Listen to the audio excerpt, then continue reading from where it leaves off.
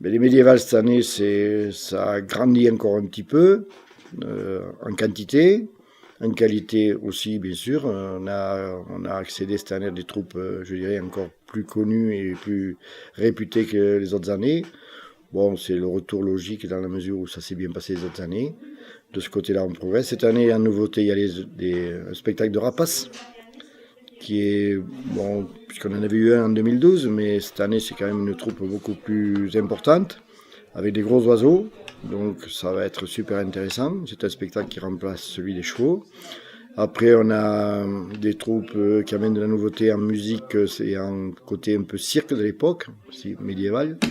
Donc, on a aussi, bon, toujours nos musiciens, nos déambulations. On a 2 grands spectacles de feu, un le vendredi, un le samedi, tout à fait différents, avec 2 troupes aussi qui sont vraiment dans les meilleurs sur le niveau national. Et puis on a bien sûr dans la continuité une augmentation du nombre d'artisans, une augmentation du nombre de commerçants sur le marché, avec bien sûr toujours des produits médiévaux. Ça va de la chaussure au textile, les outils. Et puis on a des campements qui organisent des combats, pour enfants notamment, avec tout ce qui est entraînement chevalier, puisque cette année le thème c'est les Templiers. On a aussi des artisans, enfin des campements qui font de la démonstration de médecine de l'époque, de l'hygiène de l'époque.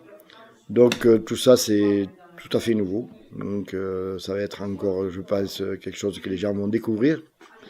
Bon, après on a toujours le banquet c'est un nouveau concept, le banquet, c'est-à-dire que par rapport aux autres années, déjà, il y aura moins de place, puisqu'on a disposé le concept pour que les gens soient moins serrés, mieux placés pour la visibilité des troupes.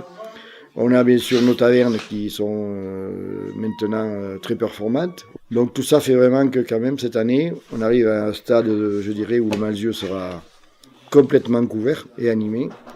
On a essayé d'éliminer un peu, je dirais, les trous qui restaient dans les rues, donc de faire quelque chose où il y ait de la continuité permanente. Vu le nombre de troupes, il n'y aura pas de temps mort, c'est-à-dire qu'entre les spectacles fixes et les déambulations, je pense qu'il n'y aura vraiment pas juste de quoi s'arrêter à la buvette, c'est tout. Mais qu'à part ça, je crois que voilà, pour tout voir, il faudra bien la journée, et puis peut-être les 2 d'ailleurs, puisque c'est toujours mieux de prendre son temps. Mais donc je pense que si on a la chance d'avoir le soleil, on devrait avoir une fête qui sera encore supérieure aux autres années. C'est le but et on espère l'atteindre.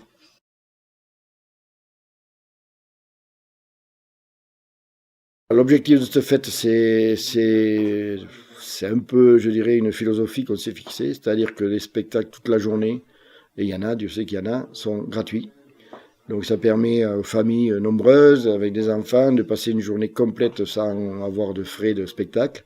Les seuls spectacles payants, c'est le soir, les spectacles de feu.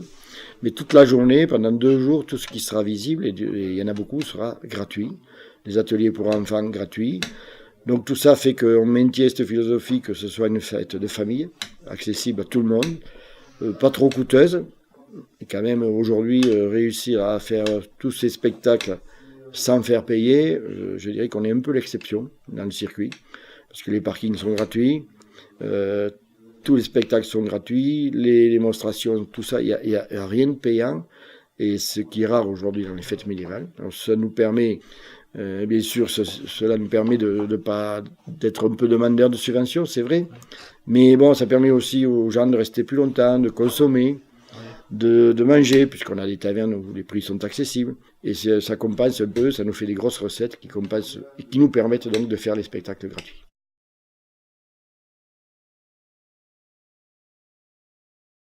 Donc c'est un investissement des bénévoles qui sont de plus en plus nombreux et surtout qui font de plus en plus de travail. Ça va de la déco aux ateliers bois qui font de la déco, les tavernes, et puis tous les oriflammes, toutes les bannières. Donc tout ça c'est du bénévolat et tant que ce bénévolat est là, on pourra conserver la gratuité des spectacles. Vu l'importance de la fête aujourd'hui et chaque année on augmente un peu le potentiel, donc ça demande un peu plus de travail. Surtout qu'on essaye de faire ce travail-là un peu plus en amont, c'est-à-dire pour ne pas être coincé dans les derniers jours. Donc on mobilise tout le monde à partir d'une semaine avant, c'est-à-dire on y est déjà, et pour essayer d'être prêt, vraiment prêt quand il faut, au bon moment. Voilà. Alors tous ceux qui sont volontaires, ils nous appellent à l'office de tourisme, il y a la place pour tout le monde, d'où qu'on vienne, d'où qu'on soit. Et ça permet donc de se partager aussi un peu le travail, comme ça allège un peu aussi la charge. Voilà.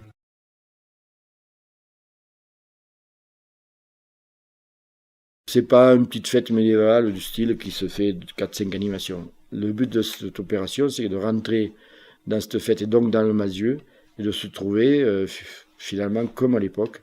C'est-à-dire on camoufle les poubelles, on camoufle les panneaux routiers.